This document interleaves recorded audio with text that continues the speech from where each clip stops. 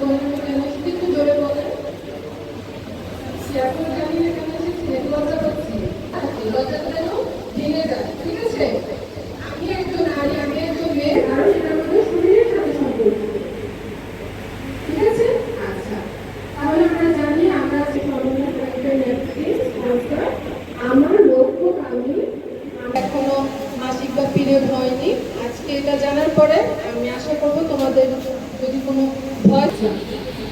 আমরা কি জানি আমাদের কত বছর বয়স থেকে শুরু হতে পারে, ঠিক আছে?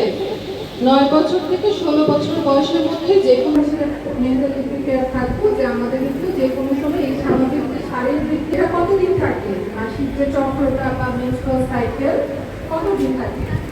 যদি আমাদের পিরিয়ড হয় তখন আমরা কি ব্যবহার করি? কাপড় ব্যবহার করি, এরকম কেউ আছে একটু হাত তুলি তো।